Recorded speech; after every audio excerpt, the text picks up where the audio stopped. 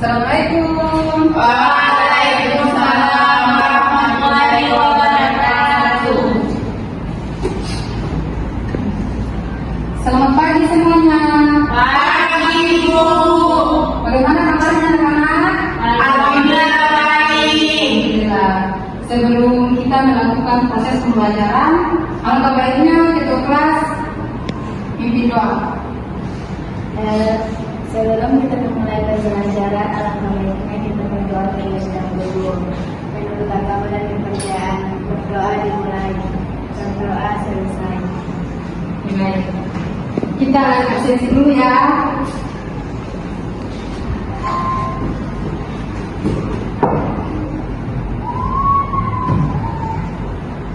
Baik, dengan nama anak-anak. Iya, Ibu. Nurdania Mokhtar, Hadir, Ibu. Nurdani Masih, Hadir, Ibu. Dwi Hasmita Natro, Hadir, Suryanti Japon, Hadir. Nursatina Jabir, hadir. Selain kita udah. Hadir, Ibu. Sakti. Sakti saya. Sakit apa? Demam. Oke, baik. Jadi hari ini kita belajar materi tentang teks eksposisi. Iya, Ibu.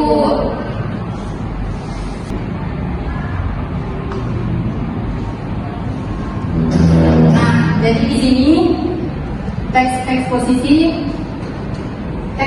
adalah jenis teks non fiksi yang berisi tentang penjelasan suatu informasi atau pengetahuan. Teks eksposisi sendiri ditulis berdasarkan data yang diperoleh berdasarkan fakta yang benar-benar terjadi.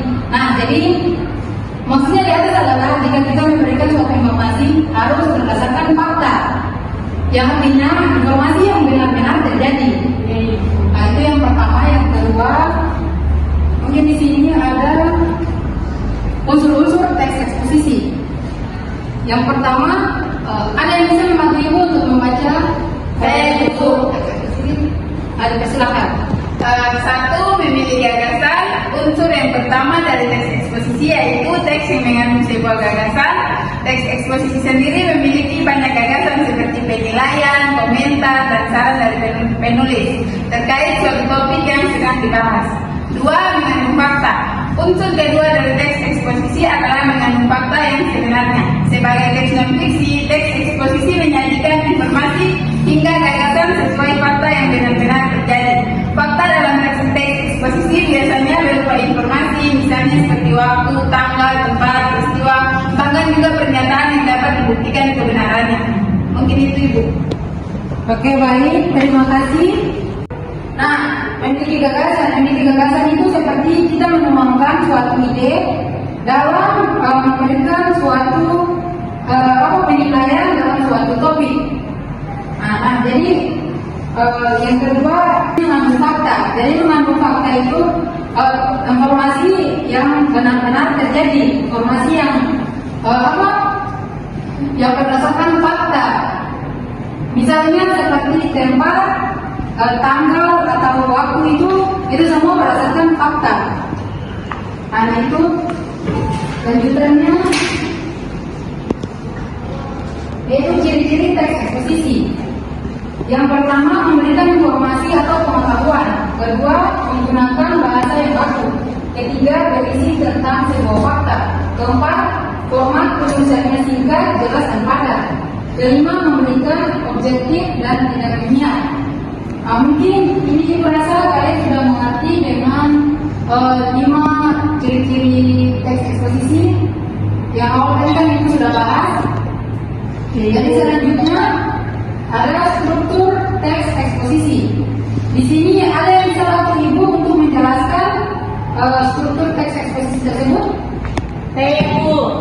Boleh silakan. Jadi struktur teks eksposisi yang pertama yaitu tesis. Jadi tesis adalah bagian yang bertujuan untuk mengenalkan isu, gagasan utama atau masalah secara umum yang akan dibahas di dalam teks. Terus yang kedua, rangkaian argumen. Jadi rangkaian argumen adalah struktur teks eksposisi yang ditulis setelah tesis. Yang terakhir, penegasan ulang. Jadi penegasan ulang adalah bagian penutup yang berisi tentang kesimpulan dan saran dari keseluruhan pembahasan. Mungkin itu, Ibu. Nah, itu adalah salah satu pengertian struktur teks tersebut. Nah, jadi ini adalah contoh teks eksposisi. Perhatikan anak-anak. Nah, jadi di sini pertama ada tesis. Tesis yaitu kualitas hidup yang bisa ditentukan dari bagaimana cara kita menjaga lingkungan hidup. Semakin bersih, bisa semakin baik pula kualitas hidup kita. Menjaga lingkungan hidup bertujuan untuk menghindari terjadinya hal-hal yang tidak diinginkan terjadi, seperti munculnya wabah penyakit. Nah, terus ada juga argumentasi dan penegasan ulang seperti yang kalian lihat. Terus ini mungkin sudah cukup ya untuk kalian untuk memahami contoh teks eksposisi. Ya, Ibu. Nah, jadi di sini ada cara pembuatan teks eksposisi. Perhatikan. Jadi Ibu ingin kalian mengamati semua. Nah, jadi Ibu akan menyuruh kalian untuk membuat teks eksposisi.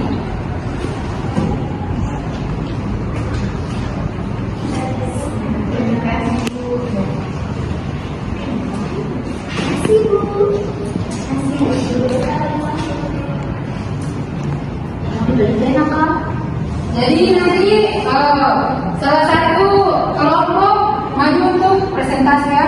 Terakhir ini aku. Ya. Iya. Kasih dulu.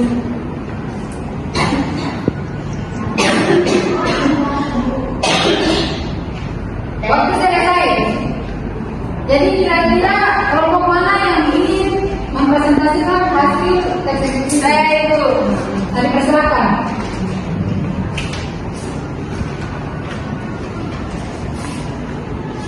Oke, baik, terima kasih. Di sini langsung saja teks eksposisi 2 kemacetan. Judul pohon tumbang penyebab macet. 1. Tesis, derasnya hujan disertai angin kencang membuat banyak pohon tumbang. Pohon tumbang itu kerap kali menghalangi jalan raya sehingga menimbulkan kemacetan. 2. Argumentasi, pada Rabu 12 Maret hujan deras dan angin kencang telah menumbangkan sebuah pohon di depan sekolah Al-Azhar. Pohon besar tersebut tepatnya telah menutup jalur bus Transjakarta yang menuju Sisi Gamaraja, Kebayoran Baru, Jakarta Selatan. Untungnya tidak ada korban jiwa atas kejadian ini, namun bus Transjakarta dari arah CSW menuju Bundaran Senayan terpaksa melewati jalanan umum. 3. Penegasan ulang. Ironisnya dinas pertamanan yang bertanggung jawab atas pohon tumbang tersebut belum kunjung tiba setelah waktu yang cukup lama. Pohon tumbang itu menghalangi jalan raya sehingga jalanan ramai oleh kendaraan-kendaraan yang saling berebut jalur menyebabkan kemacetan. Mungkin itu dulu. Oke, baik. Silakan dulu. Nah, berarti mungkin itu adalah cara membuat teks eksposisi. Ya, Ibu. Nah, mungkin Ibu pikir kalian sudah mengerti ya? Ya, Ibu sudah. Apa itu teks eksposisi? Jadi, mungkin itu saja materi kita pada siang hari ini. Kita akan bertemu di pekan depan. Tidak ada tugas ya? Ya, Ibu.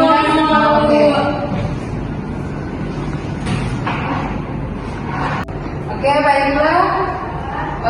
Mungkin barangkali sudah materi kita pada siang hari ini. Akhir kata Ibu ucapkan wabillahi taufiq wal hidayah. Wassalamualaikum warahmatullahi wabarakatuh.